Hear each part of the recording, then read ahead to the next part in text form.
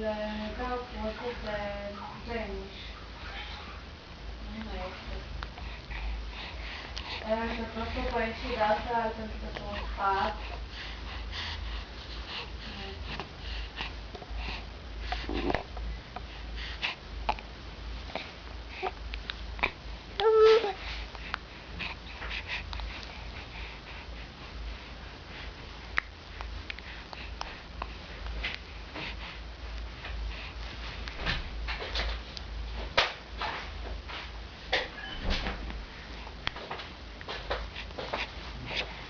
Ce faci, mami?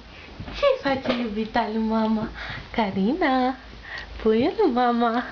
Aici, mami, ce faci cu feta lui mama? Ce faci tu? Ești atentă la cameră? Nu mai bagi pe mama în seamă. Spune, mami, agu, agu. Spune iubita lui mama ceva. Agu, agu, mami. Ghe, nu vrei să spui nimica? Hai, încearcă.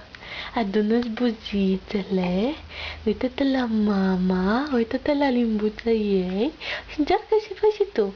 Lasă camera, mama, uite aici, lasă camera, că nu e interesantă. Mama e interesantă acum. Da, sufletel.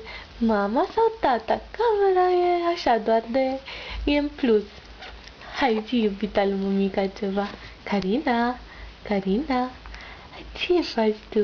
Ce-ai visat azi noapte? Balonașul lui mama. Ce faci, balonașă? Încă? Încă? Încă?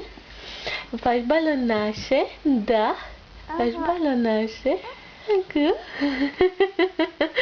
Așa, mami. Adu-te tu, adu-te tu. Spune, acu.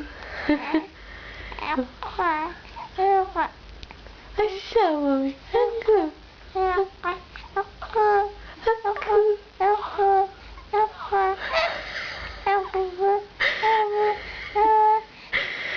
Te mănâncă mama toată te papă, mama, da. Acu, hai zi, mama. Hai zi, că așa se bucură mama când te aude vorbind. Așa se bucură mama când te aude vorbind. Acu. Și, mami, lasă camera, sufletelul lui mama. Uite aici, Carina.